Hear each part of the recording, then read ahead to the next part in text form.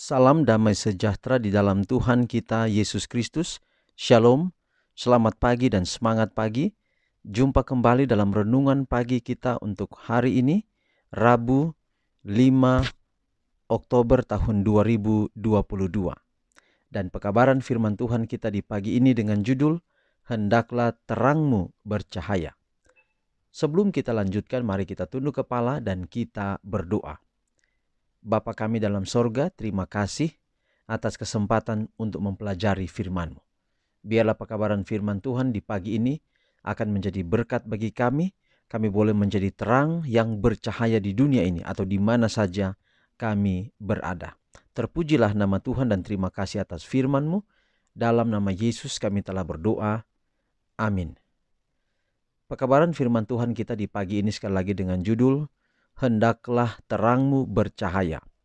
Matius 5 ayat 16, demikianlah hendaknya terangmu bercahaya di depan orang, supaya mereka melihat perbuatanmu yang baik dan memuliakan Bapamu yang di sorga. Sekali lagi, Matius 5 ayat 16, demikianlah hendaknya terangmu bercahaya di depan orang, supaya mereka melihat perbuatanmu yang baik dan memuliakan Bapamu yang di sorga. Para utusan kemurahan diperlukan di seluruh dunia. Ada panggilan bagi keluarga-keluarga umat Tuhan untuk pergi kepada masyarakat-masyarakat yang berada dalam kegelapan dan kesalahan. Pergi ke ladang-ladang di luar negeri, mengenal akan kebutuhan sesamanya manusia, dan untuk bekerja bagi pekerjaan Tuhan. Sekiranya keluarga-keluarga demikian mau bermukim di bagian-bagian dunia ini yang masih gelap, tempat-tempat yang rakyatnya diselimuti dengan kegelapan rohani, dan membiarkan cahaya kehidupan Tuhan bersinar melalui mereka, betapa suatu pekerjaan yang mulia dapat dilaksanakan. Pekerjaan ini menuntut pengorbanan diri, sementara banyak orang menunggu sampai setiap rintangan diangkat. Pekerjaan yang bisa mereka lakukan sekarang dibiarkan terbengkalai, dan banyak orang sedang sekarat tanpa pengharapan dan tanpa Allah.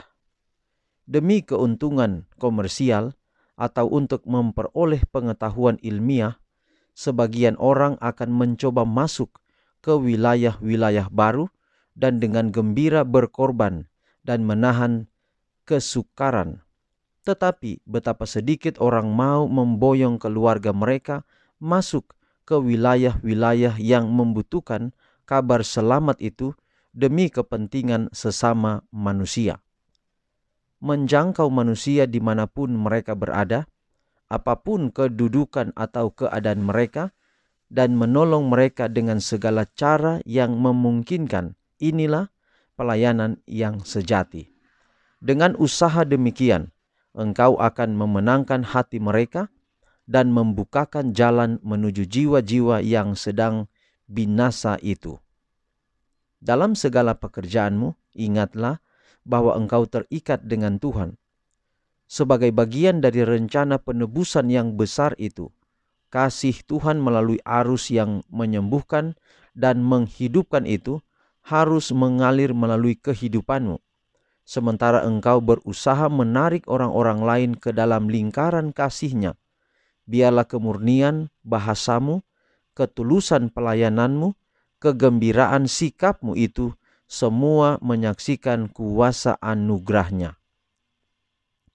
Jadi saudara-saudara kita diingatkan melalui pekabaran pagi ini Matius 5 ayat 16, demikianlah hendaknya terangmu bercahaya di depan orang, supaya mereka melihat perbuatanmu yang baik dan memuliakan Bapamu yang di sorga. Kalau pada bulan April, biasanya itu adalah bulan Paskah, orang Kristen meletakkan salib dengan kain berwarna ungu di lorong-lorong, di jalan-jalan. Nah, itu mau menunjukkan siapa orang Kristen itu. Jadi kekristenan dianggap adalah ketika melihat simbol salib. Itu berarti bahwa mereka adalah orang Kristen. Tapi pertanyaannya adalah, Apa sebenarnya kekristenan itu? Apakah kekristenan itu hanya sebuah simbol salib yang dipapar atau yang dipampangkan atau ditampilkan? Atau kita berkata bahwa orang Kristen adalah pengikut Yesus. Siapa itu Yesus? Apakah pengikut Yesus atau orang Kristen itu hanya sekedar pengikut Yesus, atau pengikut Yesus itu adalah orang yang mengikuti Yesus itu sendiri? Atau apakah orang Kristen itu? Nah, ini penting untuk kita renungkan. Orang Kristen itu kalau dia bilang dia pengikut Yesus, maka dia harus menampilkan siapa itu Yesus melalui dirinya. Maka kalau kita sering maki, apakah Yesus juga adalah seorang yang suka maki? Atau kita ini cerita kejelekan orang, apakah Yesus demikian? Atau yang lain-lain?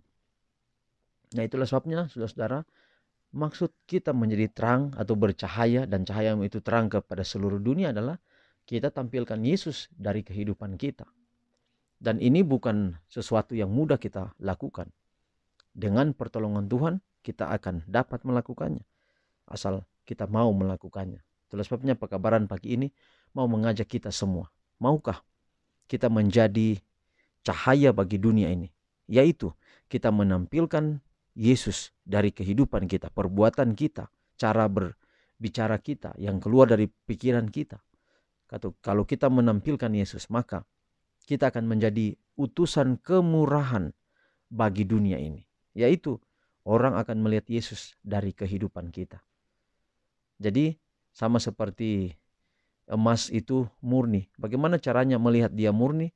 Adalah ketika pembuat emas, pemurni logam atau pemurni emas, melihat wajahnya di logam atau di emas yang dia murnikan itu. Demikian pula dengan Yesus.